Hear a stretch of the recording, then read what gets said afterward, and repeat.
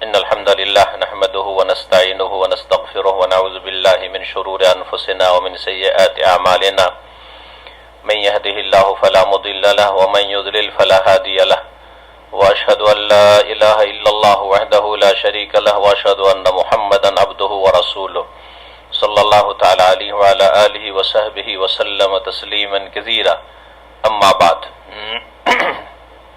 সম্মানিত শ্রোতা ও দর্শক মণ্ডলী, আজ জুমাবার 17 জিলহজ 1441 হিজরি মোতাবেক 7 আগস্ট 2020 মসজিদুল হারাম মক্কাতুল মুকাররমায় যে জুমার খুতবা প্রদান করা হয়েছে, খতিব হচ্ছেন সম্মানিত শেখ ডক্টর আব্দুল্লাহ বিন আওয়াদ আল জুহানি হাফিজাহুল্লাহ তাআলা। এই সংক্ষিপ্ত খুতবার অনুবাদ আপনাদের সামনে পেশ করব ইনশাআল্লাহ তাআলা। খুতবার বিষয়বস্তু হচ্ছে রাসূলুল্লাহ সাল্লাল্লাহু আলাইহি ওয়াসাল্লামের একটি আদর্শ হচ্ছে ওসিয়ত করা। সম্মানিত খতিব আল্লাহ রাব্বুল আলামিনের প্রশংসা খুতবাতুল হাজাই পেশ করেছেন, রাসূলুল্লাহ সাল্লাল্লাহু আলাইহি সাল্লামের উপর সালাত ও সালাম পেশ করেছেন, আর তারপরে বলছেন যে হে মুসলিমগণ, মহান আল্লাহ বহু রাসূল প্রেরণ করেছেন, তাদের সাথে বহু আসমানি গ্রন্থ নাজিল করেছেন, মানব জাতিকে এক আল্লাহর তাওহীদের দিকে আহ্বান করার জন্য, যে আল্লাহ রাব্বুল আলামিনের কোনো শরীক নেই, তিনি একক, এবং মানব জাতিকে বহুমুখী অন্ধকার থেকে গুমরাহি থেকে বের করে ইসলামের আলোর দিকে নিয়ে যাওয়ার উদ্দেশ্যে। মানব জাতি গুমরাহ পথভ্রষ্ট হয়ে গেছিল, তাদের পথভ্রষ্টতার পরে তাদের হেদায়েতের উদ্দেশ্যে যুগে যুগে আম্বিয়া রাসূলগণকে আল্লাহ রাব্বুল আলামিন প্রেরণ করেছেন। মহান আল্লাহ রাব্বুল আলামিনের একটি বড় রহমত হচ্ছে বিশেষ করে এই উম্মতের ওপর, যেই উম্মত হচ্ছে সর্বশেষ উম্মত, যে তাদের জন্য আল্লাহ রাব্বুল সবচাইতে শ্রেষ্ঠ আফজাল সর্বোত্তম রাসূল প্রেরণ করেছেন, যিনি হচ্ছেন আমাদের নবী, আমাদের রাসূল মুহাম্মদুর রাসূলুল্লাহ সাল্লাল্লাহু আলাইহি ওয়াসাল্লাম, যাকে আল্লাহ রাব্বুল আলামিন সমস্ত রাসূলগণের মাঝে মনোনীত করেছেন। তিনি আল্লাহর খলিল। যেমন আল্লাহ রাব্বুল আলামিন তার উম্মতকে শেষ উম্মত এবং শ্রেষ্ঠ উম্মত হিসাবে আল্লাহ রাব্বুল আলামিন মনোনীত করেছেন, কুনতুম খায়রা উম্মাহ, তোমরা হচ্ছ শ্রেষ্ঠ উম্মাহ। সুতরাং মানব জাতির মুক্তির একমাত্র পথ, সৌভাগ্যের একমাত্র পথ হচ্ছে যে রাসূলুল্লাহ সাল্লাল্লাহু আলাইহি সাল্লাম যা আমাদেরকে জানিয়েছেন দ্বীনের বিষয়াদি, তা বিশ্বাস করা, এবং তিনি যেসব কথা কাজ থেকে নিষেধ করেছেন এবং সতর্ক সাবধান করেছেন তা হতে বিরত থাকা, এবং তার সাথে সাথে ইবাদত একমাত্র করতে হবে রাসূলুল্লাহ সাল্লাল্লাহু আলাইহি সাল্লামের আনীত বিধান অনুযায়ী, তার সুন্নাহ ভিত্তিক। হে মুসলিমগণ, রাসূলুল্লাহ সাল্লাল্লাহু আলাইহি সাল্লাম অত্যন্ত দয়ালু ছিলেন, বড়ই হিতাকাঙ্ক্ষী ছিলেন, এবং নিজ উম্মতের জন্য সার্বিক কল্যাণকে অত্যন্ত ভালোবাসতেন। মহান আল্লাহ যেমন ইরশাদ করেছেন সূরা তাওবায়, লাকাদ জাআকুম রাসূলুম মিন আনফুসিকুম, নিশ্চয় তোমাদের কাছে তোমাদের মধ্য থেকে একজন রাসূল আগমন করেছেন, আজিজুন আলাইহি মা আনিতুম, তোমাদের কি যাতে কষ্ট হয় তা তাকে কষ্ট দেয়, তিনি তোমাদের কষ্টে দুঃখে দুঃখ কষ্ট পান। হারিসুন আলাইকুম, এবং তোমাদের কল্যাণের জন্য তিনি উদ্গ্রীব। বিল মুমিনিনা রাউফুর রহিম, আর মুমিনদের ক্ষেত্রে তিনি অত্যন্ত স্নেহশীল এবং দয়ালু। ফাইন তাওয়াল্লাউ, কিন্তু মানুষ যদি ফিরে যায় রাসূলুল্লাহ সাল্লাল্লাহু আলাইহি ওয়াসাল্লামের দাওয়াত থেকে, ফাকুল, হে নবী, হে রাসূল, তুমি বলে দাও, হাসবি আল্লাহ, আল্লাহ আমার জন্য যথেষ্ট, লা ইলাহা ইল্লাহু, তিনি ছাড়া কোনো সত্য মাবুদ নেই, আলাইহি তাওয়াক্কালতু, তারই ওপর আমি আস্থা ভরসা করি, ওয়া হুয়া রব্বুল আরশিল আযীম, তিনি মহান আরশের অধিপতি। রাসূলুল্লাহ সাল্লাল্লাহু আলাইহি সাল্লামের আদর্শের একটি অন্যতম আদর্শ হচ্ছে ওসিয়ত করা। ওসিয়ত মানে কাউকে কোনো কিছুর নির্দেশ দেওয়া। এর শাব্দিক অর্থ হচ্ছে কোনো কিছুকে মিলানো বা মিলিত করা। আর এই শাব্দিক অর্থের সাথে আবিধানিক অর্থের সাথে শরঈ যে পরিভাষা ওসিয়ত রয়েছে তার একটা মিল রয়েছে, গাঢ় সম্পর্ক রয়েছে। এই ওসিয়তের মাধ্যমে একজন আরেকজনের সাথে মিলিত হয়। আর এই ওসিয়ত ধন সম্পদ দ্বারা হয়ে থাকে, আর অন্য অন্য বিষয়াদি দ্বারাও হয়ে থাকে। ধন সম্পদের মাধ্যমে যে ওসিয়ত হয়ে থাকে শরঈ ওসিয়ত, তার আলোচনা ফিকহের সাবজেক্টে হয়ে থাকে, যেটি আজকের খুতবার বিষয়বস্তু নয়। যে ওসিয়ত সম্পর্কে রাসূলুল্লাহ সাল্লাল্লাহু আলাইহি ওয়াসাল্লাম বহু হাদিস রয়েছে, কোরআনে কারীমে এই ওসিয়তের কথা বলা হয়েছে। যে ওসিয়ত সম্পর্কে রাসূলুল্লাহ সাল্লাল্লাহু আলাইহি ওয়াসাল্লাম একটি হাদিসে বলেছেন, ওয়াস-সুলুসু কাসীর, 1/3 অংশ ধন সম্পদ ওসিয়ত করবে, খুব বেশি হলে সেটাই অনেক বেশি, তার বেশি না। এই ওসিয়তকে ওসিয়ত এই জন্যই বলা হয় যে যিনি ওসিয়ত করেন তিনি যাকে ওসিয়ত করেন বা যার উদ্দেশ্যে ওসিয়ত করেন তার সাথে তার ওসিয়তের মাধ্যমে সুসম্পর্ক করেন বা মিলিত হয়ে থাকেন। ধন সম্পদ দিলে তার সাথে সুসম্পর্ক হয় ওসিয়তের মাধ্যমে, আর কোনো ভালো কথার ভালো বিষয়ের ওসিয়ত করলে তার মাধ্যমে একজন যিনি ওসিয়তকারী, যার জন্য ওসিয়ত করে, তার সাথে সুসম্পর্ক বহাল রাখাই বা সুসম্পর্কের পরিচয় বহন করাই সেখানে বিদ্যমান থাকে। ধন সম্পদ ছাড়া অন্যান্য বিষয়াদি সম্পর্কে যে ওসিয়ত, সেটি হচ্ছে আজকের খুতবার বিষয়বস্তু। এর অর্থ হচ্ছে দিক নির্দেশনা দেওয়া, হিতাকাঙ্ক্ষী হওয়া, নসিহা করা এবং রাস্তা দেখানো। আর এতে মানুষের উপকার হয়ে থাকে, আর অনিষ্টকারী বিষয় বস্তুকে দূরীভূত করা হয়। এই ওসিয়তের মাধ্যমে মানুষের উপকার করা হয়, আর অপকার থেকে, ক্ষয়ক্ষতি থেকে রক্ষা করার উদ্দেশ্য থাকে। যেমন আমরা বলে থাকি, উসিকা বিতাকওয়াল্লাহ, জি, রাসূলুল্লাহ সাল্লাল্লাহু আলাইহি ওয়াসাল্লামের এইরকম হাদিসে রয়েছে, তোমাকে ওসিয়ত করছি আল্লাহ ভীরুতার। এবং আল্লাহ রাব্বুল আলামিনও কোরআনে কারীমে ওসিয়ত করেছেন, সমস্ত মানব জাতিকে, আম্বিয়া রাসূলগণকে ওসিয়ত করেছে, আনিত্তাকুল্লাহ, আল্লাহকে ভয় করো।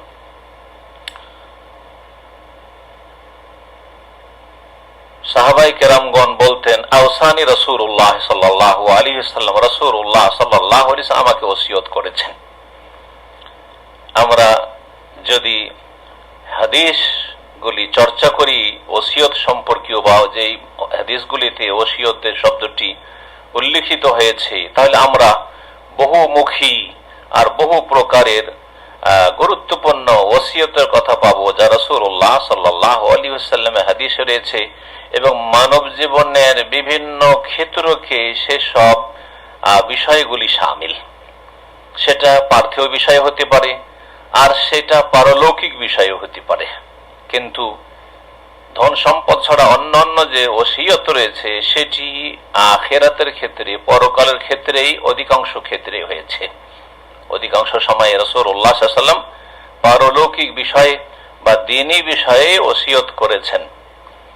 আর সেটা বড় সংক্ষেপে করেছেন। এ সমস্ত ওসিয়ত যা রাসূলুল্লাহ সাল্লাল্লাহু আলাইহি ওয়াসাল্লামের আদর্শে সুন্নায় রয়েছে, তার মধ্যে একটি ওসিয়ত হচ্ছে, গুরুত্বপূর্ণ ওসিয়ত, রাসূলুল্লাহ সাল্লাল্লাহু আলাইহি ওয়াসাল্লাম মহান আল্লাহ তাআলার কিতাব সম্পর্কে ওসিয়ত করেছেন। আওসা বিকিতাবিল্লাহ। যখন জিজ্ঞেস করা হয় রাসূলুল্লাহ সাল্লাল্লাহু আলাইহি ওয়াসাল্লাম ওসিয়ত সম্পর্কে, তখন বলা হয় যে তিনি আল্লাহর কিতাব সম্পর্কে ওসিয়ত করেছেন যে আল্লাহর কিতাবকে তোমরা আঁকড়ে ধরবে, আল্লাহর কিতাবের সার্বিক জীবনে বাস্তবায়ন করবে। এই আল্লাহর কিতাবের ওসিয়ত, আল্লাহর কিতাবের হক আদায় করবে, সেটি এই কিতাবের তেলাওয়াতের মাধ্যমে, এই কিতাবের বাস্তবায়নের মাধ্যমে, আমল করার মাধ্যমে। আবু যার রাদিয়াল্লাহু তাআলা আনহু একটি হাদিসে বলছেন, কুলতু ইয়া রাসূলুল্লাহ আউসিনি, আমি বললাম হে আল্লাহ রাসূল সাল্লাল্লাহু আলাইহি ওয়াসাল্লাম, আমাকে ওসিয়ত করুন। তখন তিনি বলেছেন, আলাইকা বিতিলাওয়াতিল কোরআন, তুমি কোরআনে কারীমের তেলাওয়াতকে আবশ্যক করে নেবে। তুমি কোরআনে কারীমের তেলাওয়াতকে আঁকড়ে ধরবে। ফাইন্নাহু নূরুন লাকা ফিল আরদি, তা হচ্ছে তোমার জন্য পৃথিবীতে জ্যোতি, নূর। ওয়া যুখরুন লাকা ফিস সামাই, এবং আকাশে তোমার জন্য সঞ্চিত সম্পদ। ইমাম ইবনে হিব্বান রাহমাতুল্লাহি আলাইহি তার সহিহ কিতাবে হাদিসটি সংকলন করেছেন। এই মহাগ্রন্থ আল কোরআন মানুষের জীবনের সার্বিক দিককে নিয়ন্ত্রিত করেছে। তার একটি দিক হচ্ছে প্রতিপালকের সাথে সম্পর্ক, বান্দার তার রবের সাথে, তার মালিকের সাথে, তার মাবুদের সাথে সম্পর্ক। এই ক্ষেত্রে কোরআনে কারীমে আল্লাহ সম্পর্কে সঠিক আকীদাকে সুস্পষ্ট করা হয়েছে, এবং সঠিক বিশুদ্ধ আকীদা সম্পর্কীয় যত অদৃশ্যের বিষয় রয়েছে, গায়বিয়াত রয়েছে, সেসব বিষয়গুলিকে বিশদভাবে বর্ণনা করা হয়েছে। তার একটি গুরুত্বপূর্ণ বিষয় হচ্ছে ঈমানের 6টি স্তম্ভ। মহান আল্লাহর প্রতি ঈমান, আল্লাহর মালায়েকা ফেরেশতাগণের প্রতি ঈমান, আল্লাহর আসমানি গ্রন্থসমূহ, আসমানি কিতাবসমূহের প্রতি ঈমান, আল্লাহ রাব্বুল আলামিনের যে যুগে যুগে রাসূলগণ এসেছেন, নবী রাসূলগণের প্রতি ঈমান, আর পরকালের প্রতি ঈমান, পরকালে যতগুলি স্তর রয়েছে, ভালো মন্দ তাকদীরের প্রতি ঈমান। এগুলো হচ্ছে সব গায়বিয়াত, অদৃশ্য। ইবাদত সম্পর্কে এইরকমই কোরআনে কারীমে বিশদভাবে বর্ণনা করা হয়েছে, ইবাদতের নিয়ম, নীতিমালা, পদ্ধতি, পরিমাণ ইত্যাদি। এইভাবে মানুষের আচার আচরণ, মুআমালাত, লেনদেন, এগুলোকে নিয়ন্ত্রিত করা হয়েছে, যার মাধ্যমে একজন মানুষ আর একজনের সাথে সুসম্পর্ক রাখে এবং যোগাযোগ রাখে। এরই একটি দিক হচ্ছে ইসলামী ভ্রাতৃত্ব। একজন মুসলিম অপর মুসলিমের ভাই, এই ভ্রাতৃত্ব বন্ধন আল্লাহ রাব্বুল আলামিন দান করেছেন। মহান আল্লাহ ইরশাদ করেন, ইন্নামাল মুমিনুনা ইখওয়া, নিশ্চয় মুমিনরা পরস্পর ভাই। একজন মুমিন মুসলিম অপরজনের জন্য ভাই বোনের সম্পর্ক রয়েছে, দ্বীনি উখওয়া, দ্বীনি ভ্রাতৃত্ব। এবং আল্লাহ রাব্বুল আলামিন যে পারিবারিক কাঠামো তৈরি করেছেন, সেখানে ভালোবাসার এবং একে অপরের অধিকার, একে অপরের ক্ষেত্রে দয়াশীল হওয়া, এবং একে অপরের ক্ষেত্রে যে করণীয় দায় দায়িত্ব রয়েছে, এসবের নীতিমালা নির্ধারণ করেছেন আল্লাহ রাব্বুল আলামিন। মহান আল্লাহ ইরশাদ করছেন, পারিবারিক ক্ষেত্রে, স্বামী স্ত্রী জীবনের ক্ষেত্রে, ওয়ালাহুন্না মিসলুল্লাযী আলাইহিন্না বিল মারুফ ওয়ালিররিজালি আলাইহিন্না দারাজা আল্লাহু আজিজুন হাকীম। তোমাদের স্ত্রীদের জন্য অনুরূপ রয়েছে যেমন তাদের উপর দায়িত্ব রয়েছে তোমাদের ক্ষেত্রে, বিল মারুফ, সদাচরণের সাথে, ওয়ালিররিজালি আলাইহিন্না দারাজা, যেমন তোমাদের অধিকার রয়েছে স্ত্রীদের উপর, তেমন তাদেরও অধিকার রয়েছে তোমাদের উপর। ওয়ালাহুন্না, তাদের অধিকার রয়েছে ওই রকমই যেমন তাদের উপর দায়িত্ব রয়েছে তোমাদের অধিকারের ক্ষেত্রে, সদাচরণের বা যেই রকম রীতিনীতি সেখানে যেখানে রয়েছে সেই অনুপাতে শরীয়তের দৃষ্টিভঙ্গিকে সামনে রেখে। তবে মনে রাখবে যে ওয়ালির রেজালে আলাইহিন্না দারাজা, পুরুষদেরকে নারীদের উপর আল্লাহ একটি মর্যাদা দান করেছে, সেটি হচ্ছে নেতৃত্বের মর্যাদা, কর্তৃত্বের মর্যাদা, মালিকানার মর্যাদা, এবং তাদেরকে ব্যয় বহনের দায়িত্ব আল্লাহ দিয়েছেন যে তোমাদেরকে ব্যয় বহন করতে হবে। আর রিজালু কাওয়ামুন আলান নিসা বিমা ফাদ্দালাল্লাহু বা'দাহুম আলা বা'দ ওয়া বিমা আনফাকু, যেহেতু আল্লাহ একে অপরের উপর শ্রেষ্ঠত্ব দান করেছেন, পুরুষকে নারীর উপর নেতৃত্ব একজনকে দিতেই হবে পরিবারে, সুতরাং আল্লাহ পুরুষকে, স্বামীকে স্ত্রীর উপর নেতৃত্ব দান করেছেন, বাবাকে ছেলে মেয়েদের উপর নেতৃত্ব দান করেছেন। আর কি জন্য? আল্লাহ এক তো শ্রেষ্ঠত্ব দান করেছেন, আর একটি হচ্ছে যে অবিমা আনফাকু মিন আমওয়ালিহিম, তাদেরকে খরচ করতে হয়, স্বামীরাকে, পুরুষরাকে নারীদের উপর খরচ করতে হয়, এই দায়িত্ব আল্লাহ দিয়েছেন। আল্লাহু আজিজুন হাকিম, আল্লাহ রাব্বুল আলামিন মহাপরাক্রান্ত, বিজ্ঞানময়। তার নাযিলকৃত বিধিবিধানে রয়েছে হিকমত, রহস্য, তত্ত্ব। এই রকমই আল্লাহ রাব্বুল আলামিন মানব জীবনে বেঁচে থাকার জন্য, জীবন যাপনের জন্য রুজি রোজগারের বিষয়টিকেও নিয়ন্ত্রিত করেছেন। ধন সম্পদ উপার্জন করা এবং ধন সম্পদ ব্যয় করা, যা ছাড়া মানুষ পৃথিবীতে বেঁচে থাকতে পারে না। সুতরাং আল্লাহ রাব্বুল আলামিন ইরশাদ করেছেন, ফামশু ফি মানাকিবিহা, পৃথিবীতে তোমরা, পৃথিবীর আনাজ কানাজে তোমরা চলাফেরা করো। ওয়া কুলু মির রিজকিহি, এবং আল্লাহ রাব্বুল আলামিনের দান যে উপজীবিকা রয়েছে, রিজিক রয়েছে, তা থেকে তোমরা ভক্ষণ করো। ওয়া ইলাইহিন নুশুর, কিন্তু মনে রাখবে তার কাছেই তোমাদেরকে চলে যেতে হবে। এইরকম পৃথিবীতে আল্লাহ রাব্বুল সুবিচারের মানদণ্ডকে নিয়ন্ত্রিত করেছেন। মহান আল্লাহ ইরশাদ করেছেন, লাকাদ আরসালনা রাসূলানা বিল বায়িনাত, নিশ্চয় আমি আমার রাসূলগণকে সুস্পষ্ট দলিল প্রমাণ নিয়ে প্রেরণ করেছি। ওয়া আনজালনা মাআহুমুল কিতাব, এবং তাদের সাথে আল কিতাব, আসমানি বিধান গ্রন্থ নাযিল করেছি। ওয়াল মিজান, এবং দাঁড়ি পাল্লা নাযিল করেছি, যার মাধ্যমে হক আর বাতিল, ন্যায় আর অন্যায়, বিচার, সুবিচার আর অবিচার, ভালো এবং মন্দের মাঝে পার্থক্য করতে পারবে একজন মানুষ। লিয়াকুমান নাসু বিল কিসত, যাতে করে মানুষ সুবিচারের সাথে সুবিচার প্রতিষ্ঠিত করে, সুবিচার কায়েম করে। ওয়ানজালনাল হাদিদ, এর সাথে সাথে আমি লোহাও পৃথিবীতে নাজিল করেছি। এই লোহার কথা যা আমরা বহু কাজে ব্যবহার করছি, এই নিয়ামতের কথা আল্লাহ রাব্বুল আলামিন এখানে বর্ণনা করতে বলছে, ওয়ানজালনাল হাদিদ, আমি লোহা নাজিল করেছি, ফিহি বাসুন শাদীদ, তাতে প্রচন্ড শক্তি রয়েছে, এই লোহায় প্রচন্ড শক্তি রয়েছে। ও মানাফিউ লিন-নাস, এতে বহুমুখী উপকারিতা রয়েছে মানব জাতির জন্য। ওয়ালা ইয়ালামু আল্লাহু মান ইয়ানসুরু ওয়া রাসূলুহু বিল গায়ব, আর আল্লাহ জানতে চান যে কে তার সাহায্য করছে, তার দ্বীনের সাহায্য করছে এবং তার রাসূলগণের সাহায্য করছে আল্লাহকে না দেখে। ইন্নাল্লাহা কাওয়িয়্যুন আজিজ, নিশ্চয় আল্লাহ রাব্বুল আলামিন মহাশক্তিধর এবং মহাপরাক্রান্ত।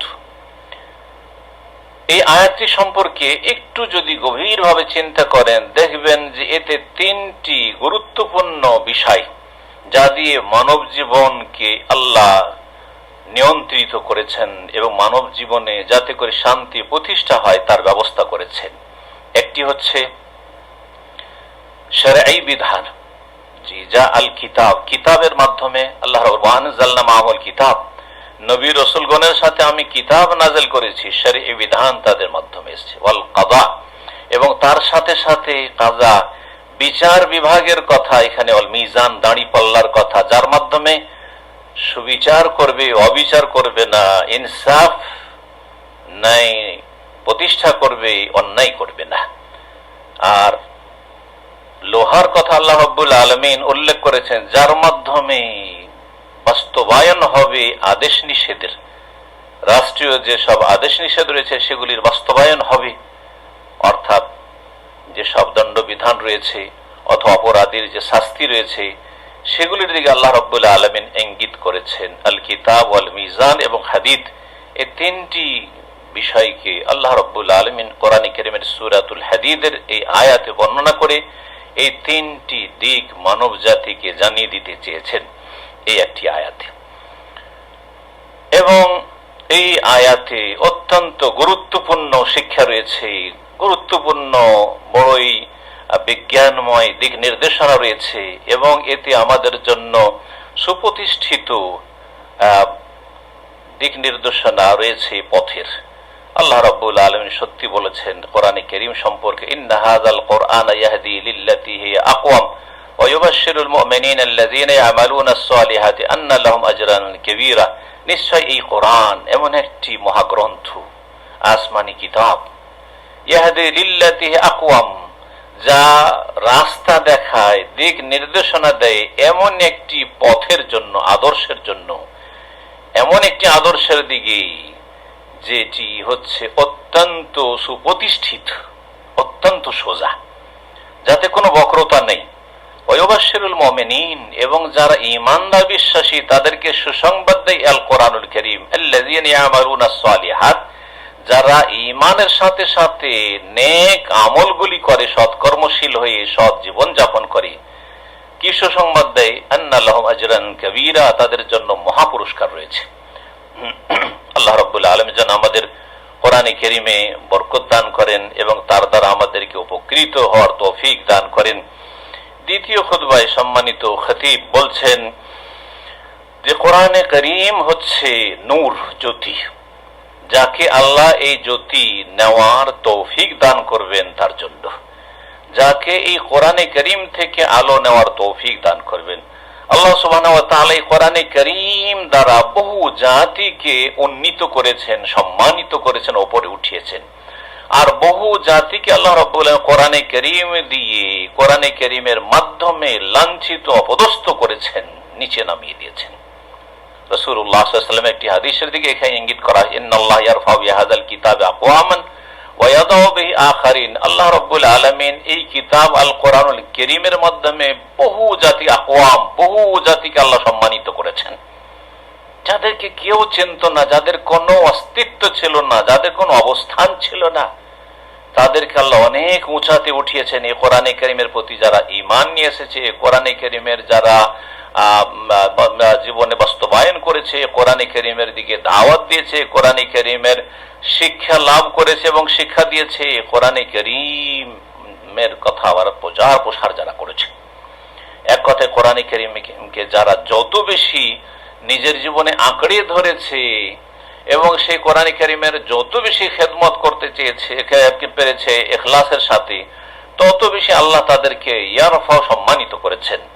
আর যারা কোরআনে কারীম নাজিল হওয়ার পরে অবজ্ঞা করেছে, অস্বীকার করেছে, অহংকার প্রদর্শন করেছে, ভ্রুক্ষেপ করেনি, বেপরোয়া জীবন যাপন করেছে, তাদেরকে যুগে যুগে আল্লাহ লাঞ্ছিত, অবদস্থ করেছে। কোরআনে কারীম জন্মসূত্রে পেয়েও মুসলিম জাতি যখন কোরআনী আদর্শ থেকে দূরে সরে গেছে, কাফেরদের সভ্যতাকে ঘরে টেনে নিয়েছে, ইসলামী সভ্যতাকে দূরে সরিয়ে দিয়েছে, কোরআনী বিধানকে, তৌহিদকে দূরে সরিয়ে দিয়ে শিরকে ডুবে গেছে, সুন্নাহকে, রাসূলুল্লাহ সাল্লাল্লাহু আলাইহি ওয়াসাল্লাম, লাকাদ কানা লাকুম ফি রাসূলিল্লাহি উসওয়াতুন হাসানাহ, রাসূলুল্লাহ সাল্লাল্লাহু আলাইহি ওয়াসাল্লাম উত্তম আদর্শ বাদ দিয়ে যখন বিদআতে লিপ্ত হয়েছে, আল্লাহ শিরককারী, বিদআতকারী আর পাপিষ্ট মুসলিমদেরকে আল্লাহ লাঞ্ছিত, অপদস্থ করে দিয়েছেন। ওয়াইযাউ বিহি আখারিন, আল্লাহ যেন আমাদের হেফাজত করেন। সুতরাং কোরআনে কারীম যারা গ্রহণ করবে সাদরে এবং সেই অনুযায়ী আমল করবে, তারা আল্লাহর কাছে ভাগ্যবান হবে। পক্ষান্তরে কোরআনে কারীমকে যারা পরিত্যাগ করবে, কোরআনে কারীম থেকে যারা এড়িয়ে যাবে, কোরআনে কারীম থেকে যারা বিমুখ হয়ে যাবে, তারা ক্ষতিগ্রস্ত হবে, তারা বিপদে নিমজ্জিত হবে ইহকাল পরকালে, এবং তারা হতভাগা হবে, তাদের দুর্ভাগ্যের শেষ থাকবে না। মহান আল্লাহর কাছে দোয়া করি, আল্লাহ রাব্বুল আলামিন যেন আমাদেরকে এবং আপনাদেরকে সকলকে কোরআনওয়ালা বানিয়ে দেন, কোরআনের প্রতি বিশ্বাসী জীবন থাকার তৌফিক দান করেন, কোরআনে কারীমের জ্ঞান অর্জনের, বেশি বেশি তিলাওয়াতের তৌফিক দান করেন, ভালোভাবে যত্ন সহকারে আমলের তৌফিক দান করেন, কোরআনে কারীমের দিকে নির্ভেজাল দাওয়াত দেওয়ার তৌফিক দান করেন। কোরআনে কারীমওয়ালা যারা আহলুল কোরআন, তারাই হচ্ছে আহলুল্লাহ, আল্লাহর পরিবার এবং খাসাত আল্লাহ রাব্বুল আলামিনের স্পেশাল ভিআইপি লোক। আল্লাহ তাদের দলে যেন আমাদেরকে শামিল করেন এবং আল্লাহ রাব্বুল আলামিন আমাদেরকে ওই সব ভালো মানুষের অন্তর্ভুক্ত করেন যারা কোরআনে কারীম মুখস্থ করেছে, কোরআনে কারীম সংরক্ষণ করেছে এবং কোরআনে কারীমের যথাযথ তেলাওয়াত করে থাকে, কোরআনে কারীমের প্রতি আমল করে থাকে, কোরআনে কারীম থেকে হেদায়েত নিয়ে থাকে। আল্লাহ যেন তাদের দলে আমাদেরকে শামিল করে নেন তার রহমতে। কোরআনে কারীম সবচাইতে উত্তম ওসিয়ত এবং এই কোরআনে কারীমের ওসিয়তকারী হচ্ছেন সর্বোত্তম আমাদের মাবুদ আল্লাহ রাব্বুল আলামিন, যিনি রহমান, যিনি রহিম। মহান আল্লাহ ইরশাদ করছেন, কিতাবুন আনজালনাহু ইলাইকা মুবারাক। এই হচ্ছে এমন মহাগ্রন্থ, কিতাব, যা আমি নাজিল করেছি, ইলাইকা হে নবী, তোমার উদ্দেশ্যে, তোমার কাছে। মুবারাকুন, যেই কিতাব হচ্ছে বরকতময় কিতাব, যেই কিতাবের সবকিছুতেই বরকত রয়েছে। যেমন কোরআনে কারীমের প্রতি ঈমানে বরকত রয়েছে, তেমনি কোরআনে কারীমের প্রতি আমলে বরকত রয়েছে, কোরআনে কারীমের শিক্ষায় বরকত রয়েছে, কোরআনে কারীমের শিক্ষা নেওয়ায় দেওয়ায় বরকত রয়েছে, কোরআনে কারীমের দাওয়াতে বরকত রয়েছে, কোরআনে কারীমের সার্বিক জীবনে বাস্তবায়নে সার্বিক বরকত রয়েছে। লিয়াদাব্বারু আয়াতিহি, কেন আমি কোরআনে কারীম মুবারক নাযিল করেছি? যাতে করে কোরআনে কারীমের আয়াত সমূহ নিয়ে গভীরভাবে মানুষ চিন্তা করে, তাদাব্বুরে কোরআন করে, গভীরভাবে তারা কোরআনে কারীম নিয়ে গবেষণা করে। আল্লাহ কি সম্বোধন করছেন, কি আদেশ হচ্ছে আর কি নিষেধ হচ্ছে, সজাগ হয়ে শুনবেন, মনোযোগী হয়ে শুনবেন এবং শিখবেন, সংরক্ষণ করবেন, মুখস্থ করবেন, আমল করবেন, সেই দিকে দাওয়াত দেবেন। ওয়ালিয়াতাযাক্কারা উলুল আলবাব, আর যাতে করে জ্ঞানী মানুষরা উপদেশ গ্রহণ করে এই কোরআনে কারীম থেকে।